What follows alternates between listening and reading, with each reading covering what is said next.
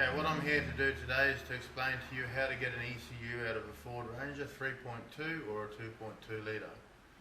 Now the ECU is located underneath the fuse box on the passenger side of the vehicle next to the battery.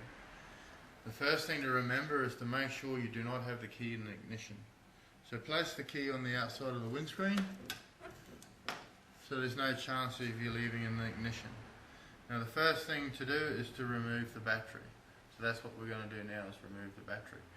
And first we're going to take the cover off the fuse box, turn it upside down, and we're going to use that to put our nuts and bolts in. Put the battery out. The next step we want to do is remove the cover here that the battery sits in. Like so.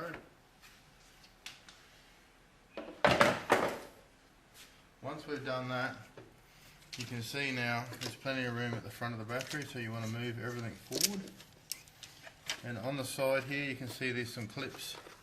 So you want to pull out on these clips, like so. Same on that side. And then slide the fuse box forward. And the cable that runs along the front, along here like this, just pop it out. Like so. So now that's sitting down on the front, and that exposes the two 10mm bolts, one there, one there, one there, one there, and then there's one at the back as well. You just need to pop this open, like that.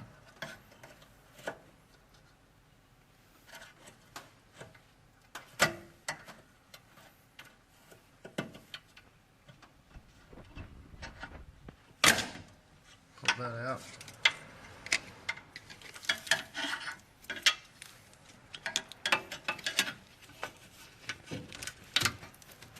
Remove all the wiring away from it. Now you can start taking the 10mm bolts out. Tube sockets to go because it can fit over all of the longer bolts as well. Now we've got the bolts out of the plate, we're going to remove the plate.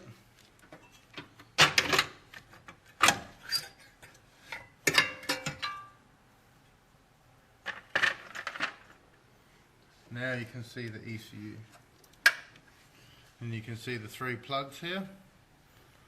1, 2, 3. These two you leave on just to undo this back one to start with. Now in the middle here is a little clip that you've got to hold down. You've got to hold that clip down while you slide it around like that. And then give the plug a bit of a wriggle as you're moving it around, and it'll come out quite easily. Sometimes a little bit difficult. You can see that's out. The plug's out now. Leave those two in there. We're going to undo the 4 bolts that hold the ECU in now, and then undo them after we get it out because it makes it easier. All the bolts out of the ECU now, so now we're going to remove the ECU.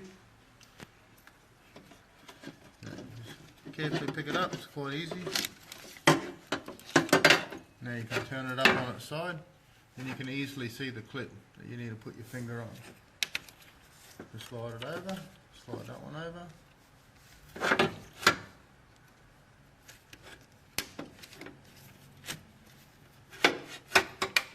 Pop it out.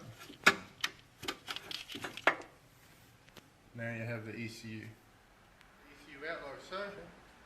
Wrap it up so that it's protected.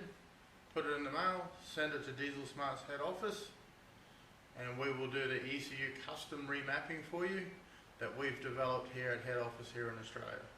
And it comes with a full driveline warranty. That's how much confidence we have in exactly what we do.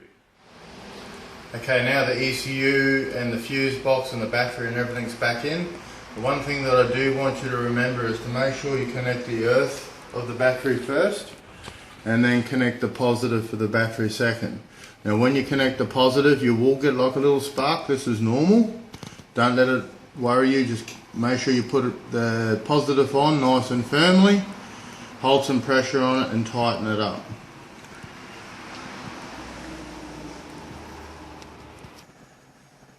Okay, now the cycling of the key. This is once the ECU is back in the car.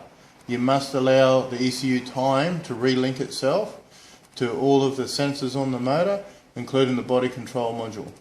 Now, the way that you do this is put the key in the ignition, turn the key on, so that all the lights come up on the dash, and leave the key on for 20 seconds.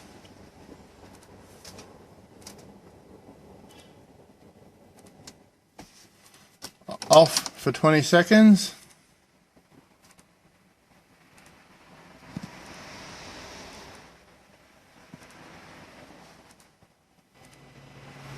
Okay, so the cycling of the key process is like this.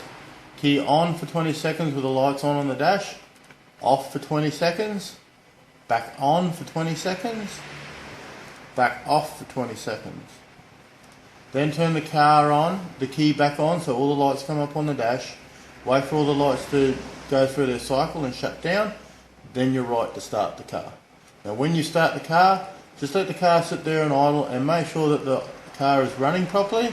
You don't have an engine light or something like that. If you ever did have an engine light or the car didn't sound right, switch the car off straight away and give Diesel Smart a call at head office.